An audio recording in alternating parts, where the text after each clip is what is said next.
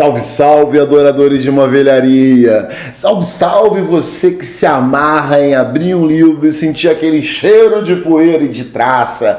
Eu sou Luiz Cláudio Gonçalves e voltamos com um quadro que a galera pede bastante, que é o Arqueologia Nerd. Sim, Arqueologia Nerd. Quando eu trago algum RPG, normalmente é RPG, mas também pode ser filme ou quadrinho, que ninguém lembra mais, mas que, putz, é super interessante e explica muito da nossa história. E hoje eu vou falar de Millennia, sim, Millennia, que pra mim, velho, eu vou te falar, é um dos melhores RPGs, uma das melhores ideias que eu já vi. Millennia, muito bom.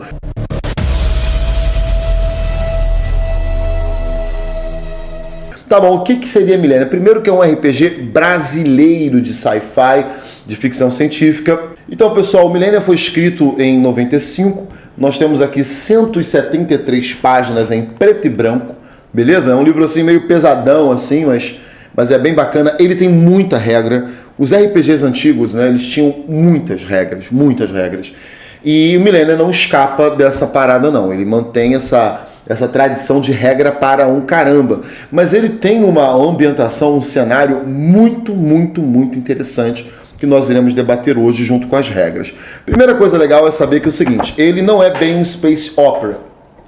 Para quem não sabe, space opera seria um cenário de ficção científica, de viagem espacial, né, de conhecer outros mundos, né, esse tipo de coisa. Ele tem essa pegada, mas ele também tem alguns momentos mais de art, né, que seria aquela ficção científica do futuro próximo, algo que não escapa muito do real. Então ele brinca com os dois gêneros. O sistema de regra dele, né, cara, apresenta atributos, proficiências. As proficiências, você sabe, são as perícias, né? Os atributos você vai ter força, reflexo, saúde, intuição, vontade e presença, sendo presença uma espécie de carisma.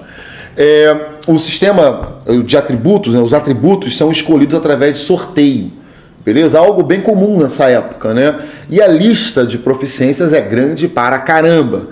Você tem algumas profissões também, como explorador, mercador, sabe? Profissional liberal, cara, profissional liberal, e muitas raças alienígenas, sabe? É bem interessante, você vai ter, por exemplo, os Baikans, que eram homens cangurus, né, velho? Tem os Hacharis, que são uma espécie de homem-leão. Tem uma série de raças interessantes. Eu lembro de um chamado Makiwi, uma coisa assim, deixa eu ver se eu acho aqui. Makiwi, que é um nome engraçado, né, que parece kiwi, que eu não sei se alguém jogou com esse negócio, velho. Se alguém jogou, fala aí pra mim, porque o bicho parece uma couve-flor do inferno, sabe? Ele parece uma mistura de uma couve-flor, né? Não sei se vocês estão conseguindo ver aí, não sei se está captando, mas ele é uma mistura aí de uma couve-flor com uma água viva, né? Muito doido. Aí você tem o Nictius, que é uma espécie de homem-morcego. É bem interessante, né? As raças aí a ideia das raças, elas são bem interessantes. Um destaque curioso é pela importância da gravidade do planeta na criação do seu personagem.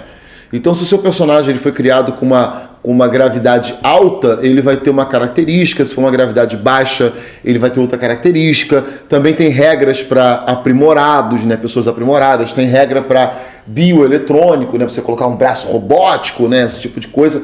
É bem complexo, é bem cheio de ideias esse livro, né? Mas o que eu acho bem legal nele é justamente o cenário. O Millennia, ele se utiliza do esquema de rolar para baixo, quando o resultado do dado tem que ser inferior ao valor do atributo. Esse modelo já está um pouco, né, quase ninguém mais usa esse modelo, mas óbvio, Millennia na época de 95 isso aí estava bombando. Mas ele ainda assim ele tem um lance interessante que você só usa dado de 6 lados. E quando a tarefa o normal é você rolar 3d6, né, e comparar lá com o seu atributo. Quando a tarefa é fácil, você rola apenas 2d6 e quando é difícil você rola 4d6. Gente, é muito interessante porque isso remete bastante a uma ideia que hoje, né, o D&D está usando da vantagem e desvantagem, né? Quando você rola uma quantidade maior ou menor de dados de acordo com a dificuldade que você está passando naquele momento. É bem interessante isso aí. O cenário é o seguinte, olha só que interessante. O universo, né, ele era governado por uma raça, né, uma raça que governava o universo, os diversos povos do mundo. E aí essa raça partiu misteriosamente, ninguém sabe exatamente por quê. E esses povos, né, do universo começaram então a tentar reconstruir sua cultura, a tentar entender o que eles são, a criar algum tipo de república, a se organizar novamente depois desse tempo inteiro de governo alienígena. E essa é a sacação incrível do livro, além de, por exemplo, ter muita citação em latim, né? Muita citação que remete muito à nossa cultura brasileira. É impossível você dissociar a Milênia do período histórico em que nós estávamos em 95, porque o Brasil havia acabado de sair da ditadura militar e estava começando a tentar entender o que é o Brasil, o que é a cultura, o que é a política brasileira, depois de tanto tempo oprimido pelos militares. Então, não sei se foi proposital, sinceramente eu não sei, mas é muito interessante fazer essa analogia.